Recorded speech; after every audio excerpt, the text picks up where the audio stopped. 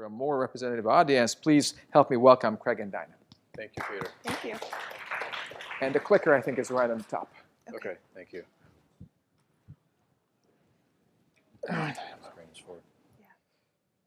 Okay, 440, day 2. We're going to get on with it, as they say.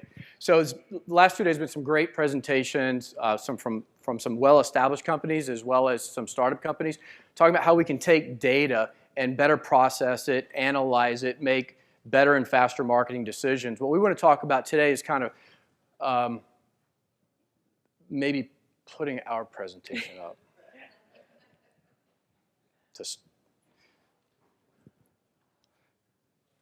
Do you know? Nope. It's the one that says UB Mobile. Can we stop the ticker? That's not it. So, I'll continue while he's bringing up the presentation.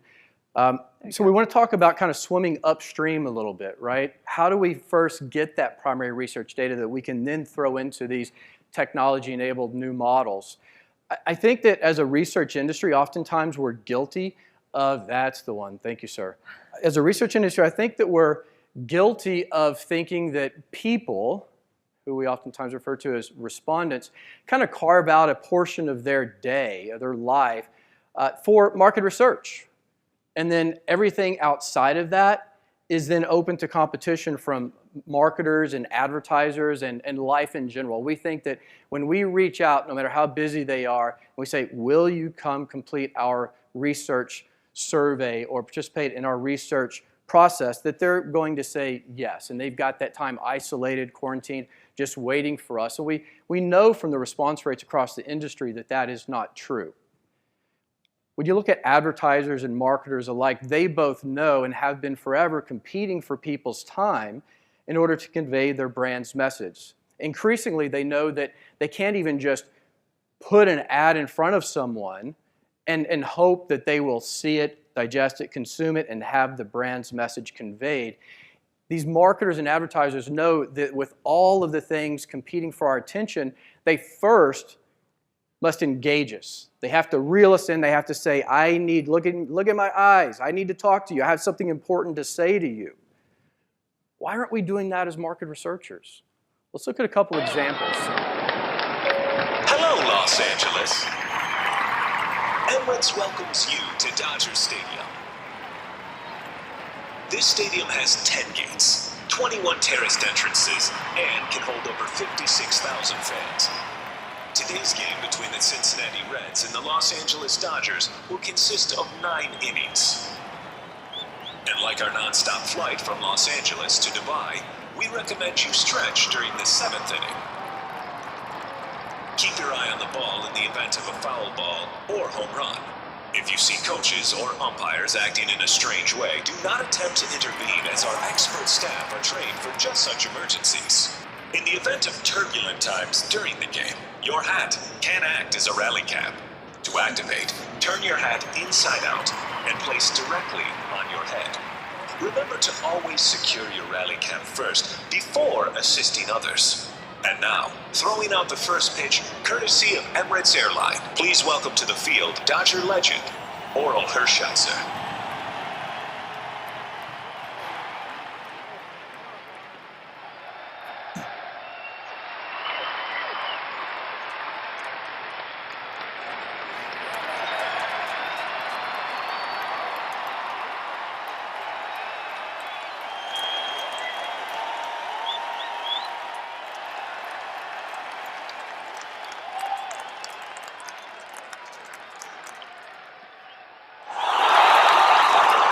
Let's give a big round of applause to our multi-talented cabin crew. From all of us at Emirates, we would like to thank you for flying with us today. Let's go Dodgers. So the fun thing about this, Meryl, we did this for you because the Red Sox could probably use her on the pitching staff. The interesting thing about Emirates could have just put a banner, you know how they do all the banners, the digital banners through all the sports arenas. They could have played a commercial on the big screen and no one would have cared. No one would have engaged.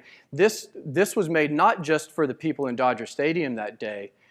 You saw where the screenshots are, the cameras, the close-ups. You saw the pan of all the people that had their phones out. So not only was Emirates talking to the people in that stadium, but the people with their phones out recording that message, and then it goes viral. Emirates knew they had to engage them first. When you think about financial services, there probably aren't many industries that are more transaction-oriented by definition, right?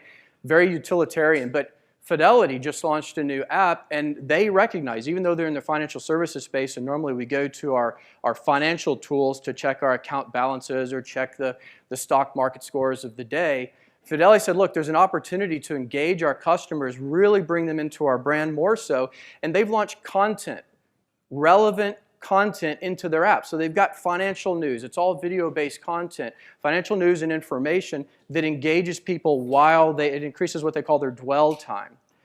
So as market researchers, why shouldn't we be adopting some of these techniques, not assuming that we're exempt from having to compete for people's attention, their share of attention? We're familiar with the notion of market share and share of wallet. We need to start thinking a lot more about competing for people's time to get more of their share of attention to engage in the research process to provide us that primary data that we need to feed into these cool models. So we've launched LifeTab.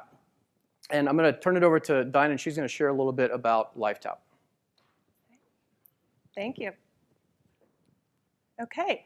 So much like Emirates, much like Fidelity, we believe content is the way to engage audiences of today and audiences of the future. And so in our LifeTab app, we are all about content. We've created and curated over 300 specialty content channels. And these channels are how we entertain, educate, and inform our users. So of those 300 channels, 30 of them are Spanish speaking. So we know that the Spanish audience is a big audience. I'm from California. Over 50% of our population is Hispanic. So this is a growing audience. We're bilingual from the start. In addition to the channels, within those channels, we have over 50,000 unique items of videos and articles to entertain all of our people that are in our app. So here you can see this is actually my stream. So within our app, you can customize channels. And if you look at the exotic travel channel, I follow that channel. Craig actually created that channel. So if you go in there, you'll see him as the curator of that channel. When you go in there, there's great content, beautiful images. You can watch videos about Patagonia and Venice.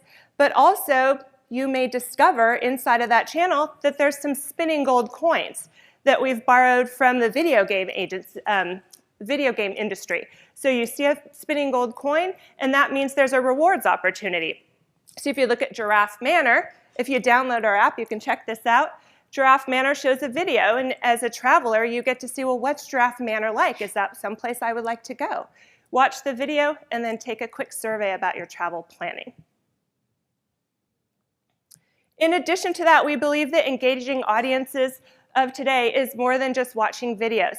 It's customization, so it's mobile, it's customization, it's the ability to watch, it's the ability to view, so looking at images that are inspiring. In this case, we've got our Sweet Home channel. That's our interior design channel. And people can go into that channel and look at inspiring images of how they might want to redo their bedroom. Or they can, if there's some place where they can't listen to a video because they don't have their earbuds with them, they might be in an airport, they can read articles about doing DIY projects around their home. Also, we allow people to share content, right? It's all about viral these days. You have to get your content out there. So we allow users here, I'm sharing with my Facebook, I can share with any of my social networks, I can push out an image about a great luxury bedroom design here. Some of you that are connected to me on Facebook have probably seen me post this. And that way, it does two things. It gets our awareness out for our LifeTab brand. It also helps us to build our user base. And then lastly, we've got reviews. So any of our users can review content. They can flag inappropriate content. We've democratized that, so we let our users decide what's appropriate and inappropriate. And then not shown here is messaging. So we allow users to message one another in the app because we believe that there are certain specialty content, hobbies, pets, lifestyle choices that people want to share with one another. So we enable messaging within the app. So we're really about engaging all sorts of audiences audiences of today, and we've got a content management system that allows us to quickly create any content overnight. So for example, I was talking to someone, I won't name their name, they're in this room right now. I was talking to them last night about building a chinchilla channel or a ferret channel. Can you get chinchilla lovers? I'm like, I think so. We can build a chinchilla channel. We've got a Spanish guinea pig care channel, right? So if we want to get people that are into that content, we can have it overnight and go out and get those folks to participate in pet research. So how do we target folks? So we target folks by reaching our audiences natively within channels. So if you think about native advertising, we focus around native research. I think as people, we want to participate in research that's relevant to us, that we're interested in. So if we want to do research amongst our fashionistas, we've got multiple channels, again, in English and Spanish. We've got a Spanish false eyelashes channel. Okay, we can go out to our fashionistas in either language and get them to participate in a beauty care research study. Pet lovers, Hispanics I talked about already. Moms with babies, always a challenging group. We've got them in our app. So we're all about reaching audiences by targeting based on their stated and behaviors, right? So going to them in the context of their lives, entertaining them, educating them, informing them. It's much stickier than a transactional survey app. Also, spinning gold coins, that engages them. They get to kind of discover those along the way as they're looking at content and participate in research. And of course, because we're a research company, we're looking at all of the data in our app, and we're trying to learn and understand what channels do people really like? What's the most popular channels? What channels do people not like? What do they read? What do they share? Understanding this holistic view of who our users are so that they can participate in quantitative research and qualitative research, all from this great device. Craig, Sure. completion rates. Sure. Go back to that previous slide just for a second. So much like Emirates, we're adopting approaches to really engage people first. And while we have them engaged, then we can bring them into the research process. Important to note is we come from the insights community. This platform, this engagement platform, is built to play within and serve the insights community. So I'll preempt questions that we're not running advertisements or promotions through this. It's purely about engaging through a wide variety of content to allow us to attract the broadest audience possible and give them a reason to show up every day. And while there, then bring them into the research process. What that process looks like and feels like is a whole nother conference, but also still needs a fresh approach. And I think we should challenge ourselves as an industry on that. So as Dinah mentioned, As Dinah mentioned, so we're a mobile-first company, but we're not mobile-only. What we're seeing a lot in the industry is going from online primary or exclusive methodologies and then trying to kind of product extend into a mobile approach. And we're finding that as an industry to be a difficult approach to take, versus coming at it the other way around, where if you design and do everything, including your engagement techniques, in a more mobile first, using modern approaches today, but then also build for that to have a desktop or an online presence so that you can bring both. And so that's our approach, mobile first, but we also include online. And what we found in some of the data when we've executed some studies is that we're able, when you design for mobile first, even if the survey is completed on a desktop, you significantly increase completion rates. So on the left side, these were desktop respondents. We took the same survey, we programmed it as a desktop survey, the way everyone traditionally sees an online survey, and we allowed respondents to take that on a desktop, and we also allowed them to take it on a mobile device. We then took that same survey and mobile optimized it, and then allowed respondents to also take it on the desktop and the mobile device. So these are the two different groups, and in each case, whether it be a desktop respondent or a mobile respondent, a mobile-first design yielded significantly higher completion rates. So that's kind of a research aha. This is a research conference. Here's a chart. It's a nugget that we can take away that we think is important across our industry. So to bring it home, we believe that mobile first is people first.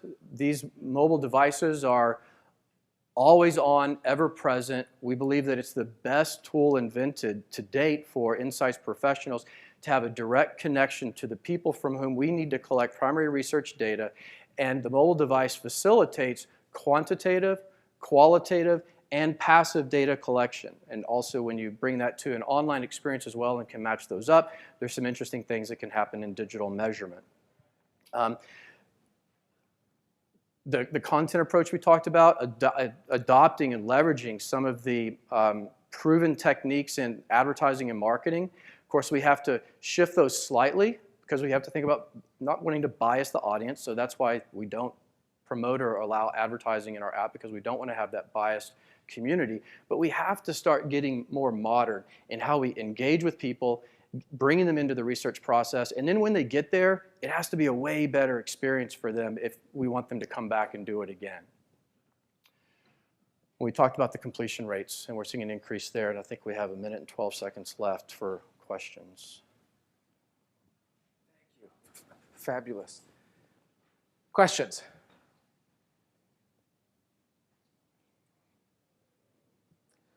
Roddy. Roddy first. Yeah. Thanks. So you talked about being mobile first and not mobile only, and having the ability to take surveys desktop. How does that engagement work if it's an app and you're primarily engaging with them on mobile and then the transition over to desktop? Can you just explain how that works?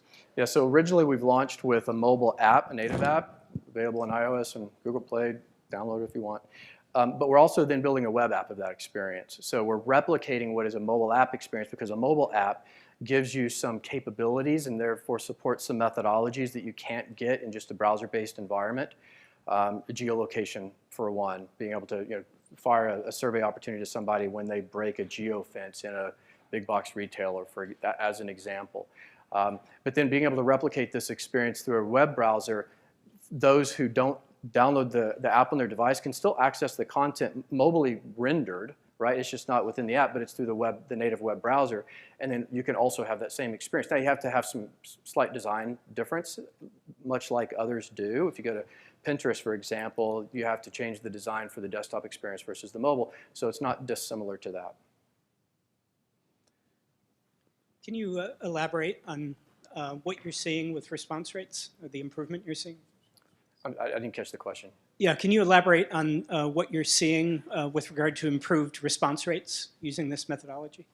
Well, mobile is a little different when you talk about response rates, because it's not a traditional measurement like it is in online panels, where you can say, okay, we're going to send someone an email. We know how many emails we sent out. We knew how many people clicked on it, how many people engaged the survey. Once you get into the survey engagement, then you can get kind of the traditional scores around who's termed, who's qualified and completed, who dropped out, all of that. It's really getting them there. In the mobile environment, oftentimes, particularly app-based, you're bringing people into an opportunity through a push notification. So they're linking within the app. So the notion of response rate is something that we as an industry, and Frank, I don't know if you've done any work on this, but the notion of a classic response rate, we're in the process of having to redefine that. But so that's why, to your question, that's why we focused. I'm not sure why this isn't matching. This is showing the slide that I just on. So that's why we measured completion rates, because that really then is, once we have somebody into the survey instrument, what does that experience look like when you really take a mobile first approach in the design and rendering versus just simply placing a desktop design into a smaller screen? And this particular study was a tracking study, right? So we've heard a lot about how people are trying to move their trackers. It's a technology issue and a methodology issue. So we're looking at not just the technology, but we're also looking at how do you deal with a 10-point scale, right? And so if you think about a 10-point scale at UB Mobile, I always talk about no pinching and no horizontal scrolling. So we have a no pinching policy, not an HR policy. Okay, so for this study, we were specifically trying to understand the 10-point scales and how to deal with that. And our customer in this study that we were doing this study for was trying to address this issue of completion rates. So we were looking specifically at that and trying to think about, if you think about a 10-point scale this way, on a mobile device, maybe you can do it this way, right? 1 all the way to 10. And start to think about gesture-based questions. So we're looking at completion rates the traditional way, but we're also trying to look at the methodology and design so that we can improve the user experience while still staying true to the research and the metrics in order to do that bridging that's really important for our customers. I mean, just the 30 seconds, this is soapbox moment industry-wide. So I remember back in the day working with Beth Rounds in the mid-90s. So now I got your attention. That's called engagement, Beth. I got you. That's okay. I remember back in the mid-90s into the 2000s when everybody was starting to use this internet, and penetration rates were closer to like 28% at the time, right? Yet we were still working with Beth and her team with large brands to say, how do we start using the internet, because we know we can do it faster and maybe get better results and ultimately maybe more representative. And so the reluctance was then having to kind of recalibrate the benchmarks from mall intercepts on concept test, for example. The representative conversation shouldn't be happening today when you look at the penetration rates of mobile devices. So we just have to get on with it. We just have to pull the Band-Aid, and we have to go about the exercise of moving not just brand trackers, but concept test, package test, almost everything that we do that's compared against a benchmark. We shouldn't even be talking about whether we should do it. We should be shouldn't even be talking about how we would be doing it at this point. We should just be doing it and then doing the analytical work on the backside to reset the benchmarks and then get on with it. And with this, we're out of time, so please help me thank Craig and Dinah for the fabulous presentation. Very good.